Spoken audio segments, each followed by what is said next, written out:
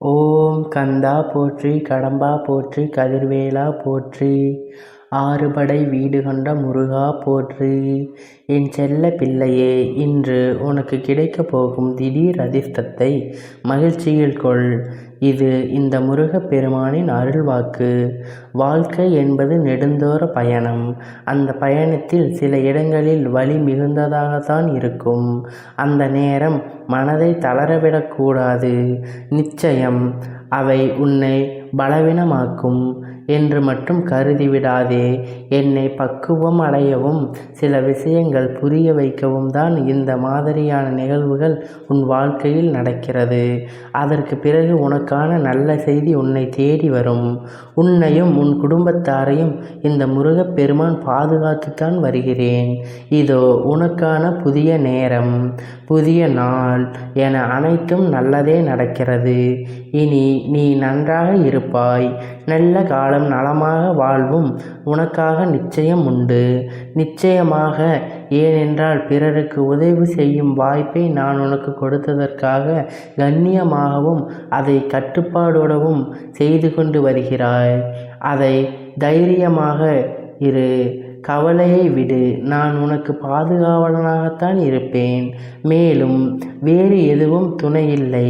முருகா என்று சொல்ல உன்னிடம்தான் இருக்கிறேன். பொறுமையும் பக்தியும் ஒருபோதும் கைவிடாதே. எதுவும் உனக்கு கிடைக்காமல் போகாது. அதே நேரத்தில் இது நடக்குமா நடக்காதா என நீயாக கேள்வி எழுப்பி யோசிக்க தேவையே இல்லை. உனக்கான தக்க தருணத்தில் உன் முருகப் பெருமான் உனக்கு தருவேன். உன் வாழ்வில் நன்றாக இருப்பாய். தினமும் என் நாமத்தை சொல்லிக்கொண்டே இரு. என் கந்தசஷ்டி கவசத்தை கேள். உனக்கான அனைத்தும் நல்லதாகவே நடக்கும். முருகா போற்றி, கந்தா போற்றி, கடம்பா போற்றி, கதிர்வேலா போற்றி என மனதார நினைக்கும் என் செல்ல பிள்ளையே, நான் கெடுதல் நினைப்பேனா? நிச்சயமாக இல்லை. உன்னை நம்ப வைத்து ஏமாற்ற எனக்கு தைரியம் இல்லை. உன் நிலைமையை நான் சிறப்பாக மாற்றப் போகிறேன். உனக்கு இதோ ஒவ்வொரு நொடியும் உனக்கு உதவி செய்து கொண்டுதான் இருக்கிறேன். அதை நீ மனதார உணர்ந்து கொண்டுதான் இருப்பாய். ஆனால் நீ ஒவ்வொரு துன்பம் வரும்பொழுதும், ஒவ்வொரு கஷ்டமான நிலை வரும்பொழுதும் அதிலிருந்து நீ உடனே வெளியே வந்து விடுவாய். அந்த கஷ்டத்தில் இருந்து அதற்கான உன் பின்னே நான் நின்று கொண்டுதான் இருப்பேன். நிவர்த்தி செய்து கொண்டுதான் இருக்கிறேன். அதை நீ உணர்ந்திருப்பாய் அல்லவா?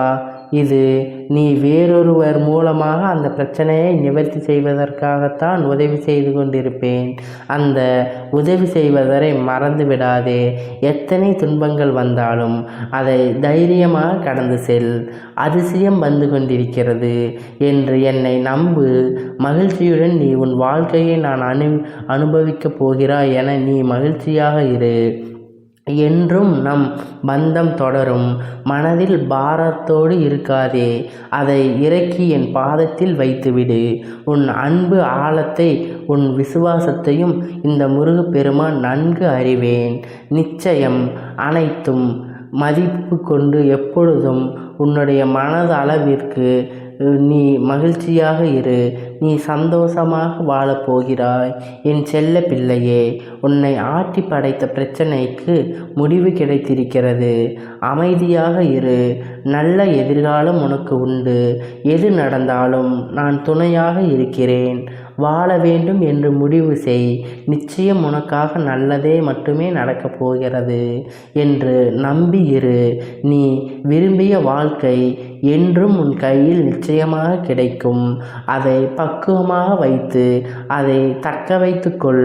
அதை வைத்து வாழ கற்றுக்கொள். நீ வாழ்க்கையில் சீக்கிரமாக முன்னேறி விடுவாய். சில நேரங்களில் இந்த முருகப்பெருமானை நீ அழுது புலம்பி என்ன கேட்கிறாய் தெரியுமா?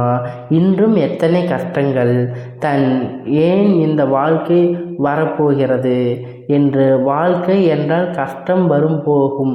ஆனால் என்னுடைய வாழ்க்கை கஷ்டமாகத்தான் இருக்கிறது என்று நீ அழுது புலம்புகிறாய். இந்த முருகப்பெருமானிடம் வந்து முறையிட்டு கொண்டிருக்கிறாய். கவலைப்படாதே. உனக்கான நேரம் இப்பொழுது வந்து கொண்டிருக்கிறது. உன் வாழ்க்கையில் உனக்கான இதுவரை நீ கண்டிராத பல வாழ்க்கை நீள வாழப்போகிறாய். உன் கண்களில் ஆனந்த கண்ணீர் வரும் அளவிற்கு இந்த முருகப்பெருமான் மாற்றி காட்டுவேன். பார், உனக்கான ஆனந்தங்கள் நிறைந்திருக்கும். உனக்கான வாழ்க்கையை நான் தருவேன். ஆனால் உன் மனம் தள்ளாடி கொண்டிருக்கிறது. கடிவாளம் இல்லாமல் ஓடிக்கொண்டிருக்கிறாய். என்றாவது ஒரு நாள் விடியும் என்று காத்திருக்கிறாய். துடித்து வரும் துயரங்களிலிருந்தும் கடினமான சூழ்நிலையிலிருந்தும் தவித்து கொண்டிருக்கிறாய். மாற்றங்கள் நடக்காதா போகிறதா? இனி வரும் காலங்களில் உன்னை பாராட்டி பெருமைப்படுத்துவார்கள். நீ விரும்பிய வாழ்க்கை வாழப்போகிறாய்.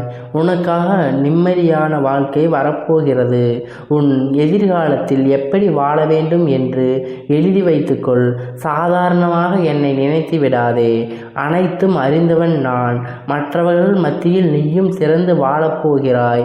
கலங்காதே, வருத்தப்படாதே, தைரியமாக இரு. உன் முருகப்பெருமான் நான் இருக்கிறேன்.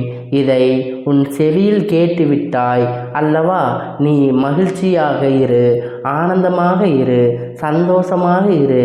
இன்று உனக்கு கிடைக்கப் போகும் திடீர் அதிர்ஷ்டம் அதுதான் நான் சொன்னதெல்லாம் கேட்டுவிட்டாய் அல்லவா? எப்படிப்பட்ட சூழலிலும் தள்ளப்பட்டாலும் சிறிது காலம் இரு என் செல்ல பிள்ளையே. நீ பக்குவமான வாழ்க்கைக்கு வந்துவிட்டாய். நீ கலங்காமல் தைரியமாக இருக்கிறாய். அதை பார்க்கும் பொழுது உன் குடும்பத்தாருக்கு இந்த முருகப்பெருமானுக்கும் மகிழ்ச்சியாக இருக்கிறது. நீ மகிழ்ச்சியாக இருந்தால் உன்னை சுற்றி இருப்பவர்கள், உன் குடும்பத்தார்களும், உன் குற்றங்களும் அவர்கள் மகிழ்ச்சியாகவும் ஆனந்தமாகவும் இருப்பார்கள். நீ உடைந்து போய்விட்டால் குடும்பம் சிதைந்துவிடும். நான் இருக்கும் இடம் வரை எந்த ஒரு குறையும் இல்லாமல் இருக்க ஏற்பாடு செய்வேன். நிச்சயமாக இந்த முருகப்பெருமான் உனக்கு உதவி செய்வேன். வேலுண்டு வினையில்லை என்று சொல்வார்கள்.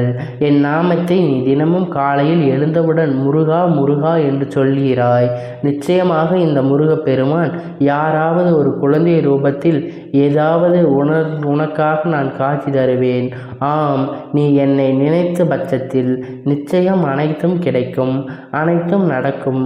நீ செல்வ செழிப்போடு ஆரோக்கியமாகவும் இருப்பாய். இது இந்த முருகப்பெருமானின் அறிவுரையை கேட்டு தெரிந்து கொண்டு நல்ல பயன்களை அடைந்து நீ வாழ்க்கையில் முன்னேறுவாய். நிச்சயம் வெற்றி உண்டு. ஆம், எந்த நேரத்திலும் உனக்கான அனைத்தும் நல்லதாகத்தான் நடக்கும். நிச்சயம் நடக்கும். இது முருகப்பெருமானின் அருள்வாக்கு.